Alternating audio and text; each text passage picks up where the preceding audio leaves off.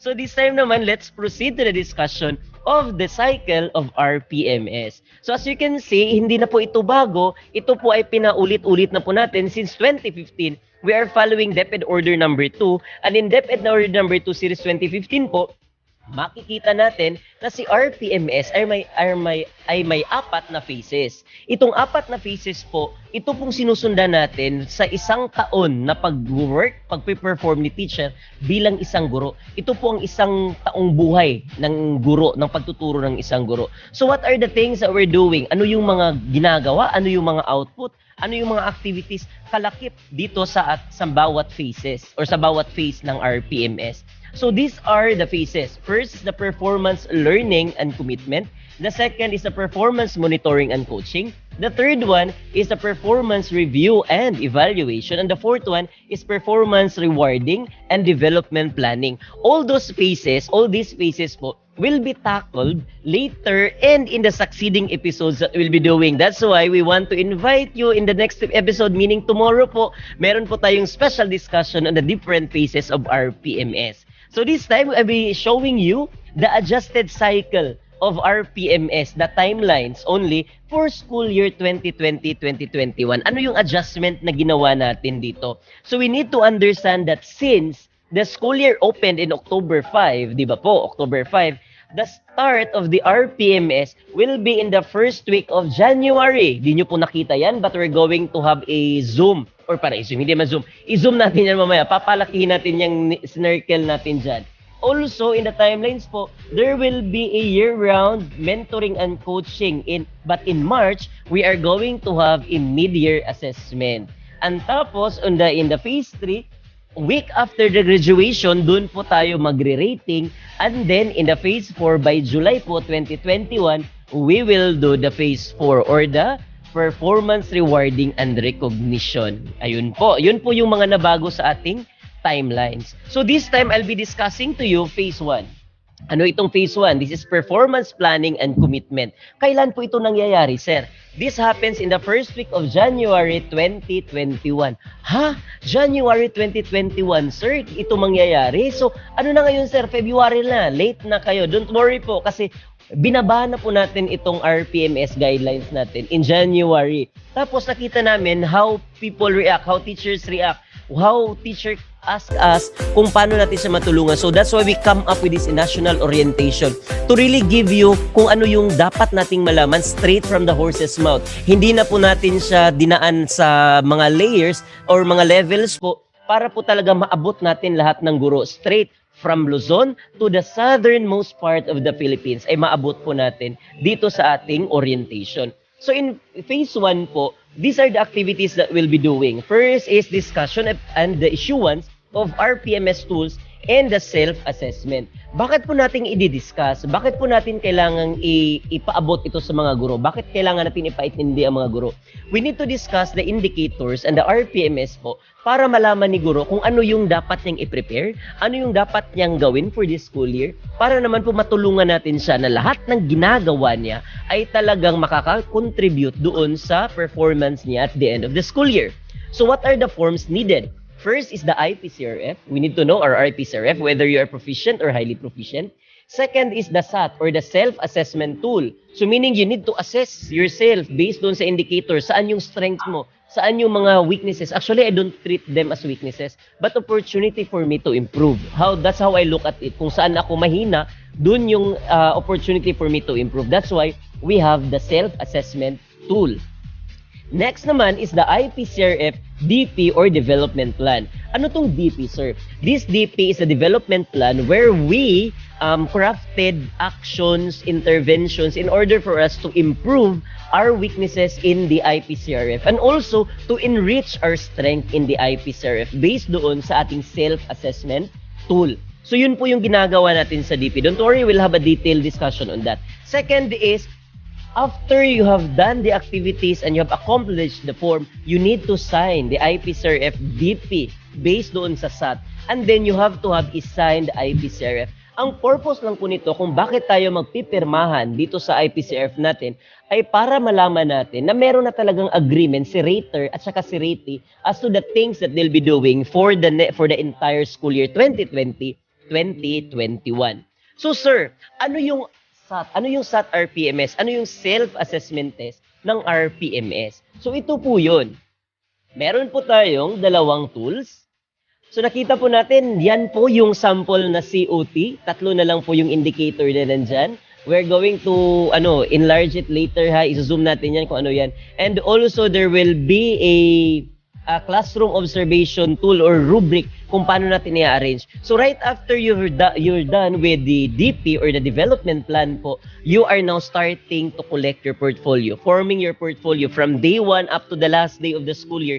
Iko-collect po natin yung portfolio natin in one, parang ibabatch po natin siya. Ang purpose po nun ay para po masundan natin, ma-record, ma-document po natin lahat ng ginagawa natin so that it will be rated accordingly. So it starts in January down to March. Bakit may asterisk yung March? Because during the implementation po ng March, while we are gathering our data, we're going to have a mid-year assessment and that will be part of phase 2 discussion.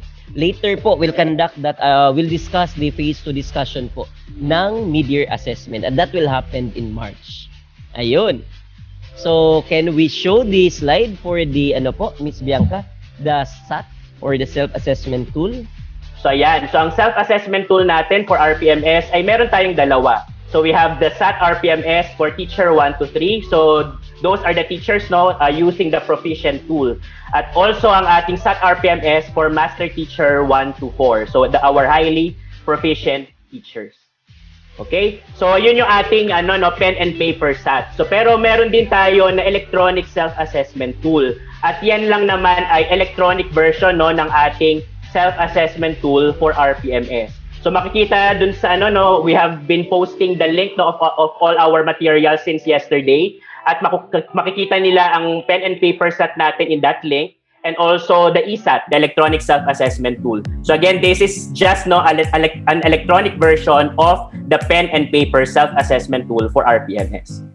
And also this tool, the electronic self-assessment tool, supports schools in analyzing school-wide SAT data of teachers to help plan for teachers' professional development. So sabi mo nga kahapon, Sir Kaloy, pag in-accomplish natin itong self-assessment tool ay magkakaroon tayo ng idea on how the teachers assess themselves on the on their level of capability and on their level of priority for development vis-a-vis the RPMS objective. So yan ay gagawin natin for the phase 1 at yan ay importante para sa ating school heads, sa ating mga division personnel para mas malaman pa kung ano pa yung mga kailangan na gawing plano para mag-improve or mag-develop ang ating mga teachers professionally.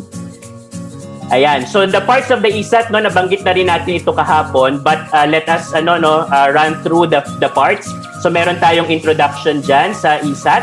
Meron tayong demographic profile. You will be asked on your profile. So yung inyong name, yung inyong position, your employee number, and also your area of specialization, and then subject stats, among others. And then we have the objectives. So yung na-present natin kahapon na na 12 RPMS PPST objectives, including the plus factor ay naka-include dito sa part number 3. And also we have the core behavioral competencies in the electronic self-assessment tool. So ito ay ginagawa ng teachers or i-accomplish ng mga teachers during phase 1. So siguro after this 3-episode activity ay after na ma-internalize palalo ng ating mga teachers ang ating mga objectives for RPMS PPST ay time na talaga para ma-accomplish nila itong electronic self-assessment tool. Okay? And then to give a background to all our teachers, our school heads, and our division personnel kasi sila ang dito ang frontliners on the accomplishment of the electronic self-assessment tool for school year 2020-2021. So you are seeing here a diagram showing the roles and responsibilities of the following key personnel. So meron tayong mga teachers na sila yung mag-o-open at mag-a-answer ng ESAT. Ang ating mga ICT personnel naman ang magko-collect at mag-generate ng summary results ng ESAT data together with the school heads. And then the school heads will facilitate the analysis of summary results and they will submit the school summary results to the division office. And hanggang division office yung ating results for the ESAT, ayan ay i-generate ng ating Human Resource Development section of the School Governance and Operations Division. and they will analyze the summary results in their division. So kung sakaling kailangan ng region ang data, they can provide using this roles and responsibilities that we are flashing now on our screen. And just a few reminders on taking the electronic self-assessment tool kasi nga after nitong 3 episode activity natin, baka pagkatapos nilang ma-internalize pa yung mga objectives ng ating mga teachers ay gusto na nila or talagang kailangan na i-accomplish ang ating electronic self-assessment tool.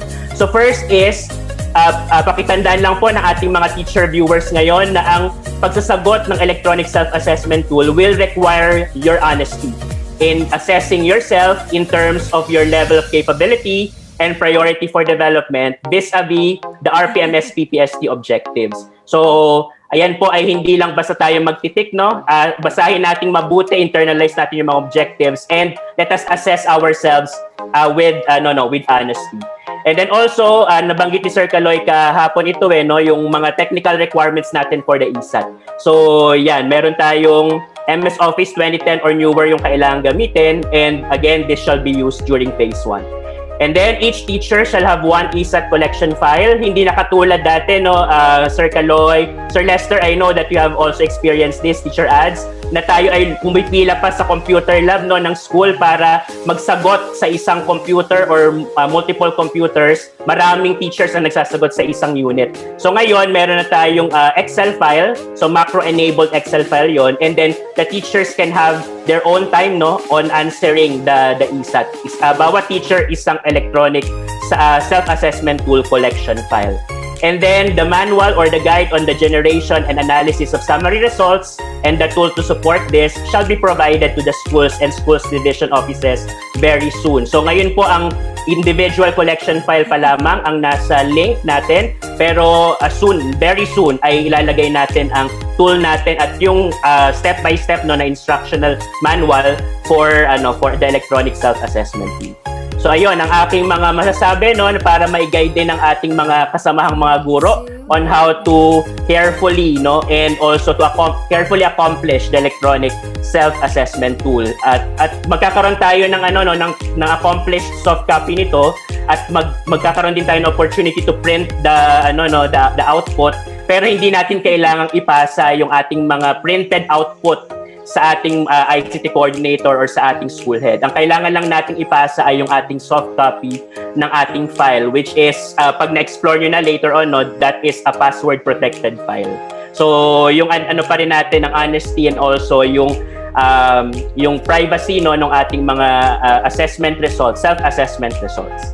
Ayan, Sir Kaloy, yan ang aking mga masasabi para sa ESAT. Ayun, so thank you for that, Sir Angelo, So tama po yung sinabi ni Sir Angelo that we need to accomplish that self-assessment tool honestly, kasi nga po yun din po yung trigger or yun din po yung message natin doon sa school head natin, doon sa HRTD natin, na ito yung training na gusto ko, ito yung training na kailangan ko para ako'y maging better na teacher, a better version of myself. So ayun, right after taking that accomplishing the self-assessment tool po, mag-generate po siya ng data. And out from that data po, i-identify ng ating electronic self-assessment tool kung ano yung strength mo at ano naman yung mga indicators na kailangan tayong mag-improve. And from there po, it is now easy for us to develop a development plan kasi po meron na tayong basis, meron na tayong data na na-generate based from our self-assessment test. So those are the things that we'll be doing. Kasama na po doon sa development ng development plan or IDP. Yun po yung gagawin natin in the phase 1. So ayun. So I hope na nasundan natin yung discussion natin sa phase 1. After the phase 1, we are suggesting that all our teachers will start accomplishing their portfolio, the documents, and put it in their portfolio para po masundan nila. Para po hindi sila mahirapan doon sa kanila at the end of the school year, hindi sila mahirapan sa pag-accomplish ng ating portfolio doon sa teacher.